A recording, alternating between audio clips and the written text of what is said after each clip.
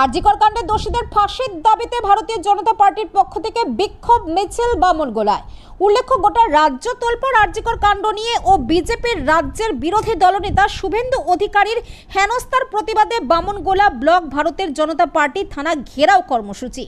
শুক্রবার দুপুরবেলা বামনগোলা বিজেপির পক্ষ থেকে বামনগোলা হাই স্কুল মাঠ থেকে একটি র্যালি বের হয়, যা গোটা বামনগোলা বাজার পরিক্রমা করে বামনগোলা থানার সামনে এসে বিক্ষোভ দেখাতে থাকেন বিজেপির কর্মীরা। সম্প্রতি আরজিকর কাণ্ড নিয়ে দোষীদের ফাঁসির দাবিতে ও ভারতীয় জনতা পার্টির রাজ্য সভাপতি ও রাজ্যের বিরোধী দলনেতা শুভেন্দু অধিকারীর পুলিশ হেনস্থার প্রতিবাদ জানিয়ে রাজ্যের বিভিন্ন জায়গায় বিভিন্ন থানা ঘেরাও কর্মসূচি করে বিজেপি। এদিন একই ইস্যুতে ভারতীয় জনতা পার্টির পক্ষ থেকে থানা ঘেরাও কর্মসূচি করা হয়। তারই পাশাপাশি আরজিকরের কাণ্ড নিয়ে হাবিবপুর বিধানসভার কনভেনার মুখ্যমন্ত্রীর পদত্যাগের দাবি চাইছেন। এই কর্মসূচিতে উপস্থিত ছিলেন হাবিবপুর বিধানসভার কনভেনার বিনা সরকার, কীর্তনিয়া মণ্ডল সভাপতি সহ সর্বস্তরের কর্মীরা। ব্যুরো রিপোর্ট, আমার মুর্শিদাবাদ নিউজ।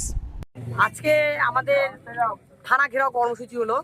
আজকে আমরা গত 9-10 দিন হলো দেখতে পাচ্ছি গোটা রাজ্য জুড়ে যে তোলপাড় হচ্ছে। রাধাগোবিন্দ স্বাস্থ্যকেন্দ্রের যে ঘটনা ঘটেছে, আমাদের যে তিলোত্তমা বোনটি যে নৃশংসভাবে হত্যা হয়েছে, সিস্টেমের বিরুদ্ধে যাওয়াতে যে মেয়েটাকে এভাবে নৃশংসভাবে সিস্টেম হত্যা করলো, অথচ সেই সিস্টেমের কোনো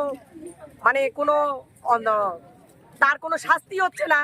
তার সমস্ত কিছু প্রমাণ লোপাট করে আজকে মুখ্যমন্ত্রী শুধুমাত্র নাটক করে সব জায়গাতে দেখাচ্ছে যে আমি প্রধানমন্ত্রীকে চিঠি দিয়েছি।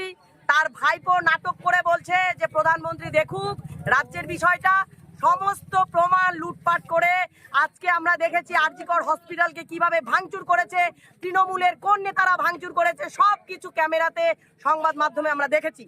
তারপরেও যেটা পরিষ্কার কাচের গ্লাসের মতন পরিষ্কার যে জিনিস, তারপরেও সেটা নিয়ে এত জলঘোলা করছে আমাদের সম্মানীয় মুখ্যমন্ত্রী। তাই আমরা মুখ্যমন্ত্রীর ইমিডিয়েট পদত্যাগ চাইছি, কারণ উনি রাজ্যের মেয়েদেরকে বাঁচাতে পারছে না। শুধুমাত্র তিলোত্তমা খুন হয়নি, তিলোত্তমা খুন হওয়ার পরেও প্রিয়াঙ্কা হাসদা, ইতি সরকার, আরও 4 জন মারা গেছে, 4টা বোন।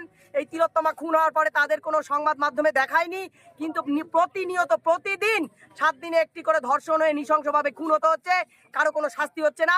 তাই এই মুখ্যমন্ত্রী নিজে বলেছিলেন সিপিএম সরকার থাকার আমলে, যে যখন স্বপন কোলে হত্যা হলো তখন বলেছিল যে এই হত্যার দায় সমস্ত মুখ্যমন্ত্রী।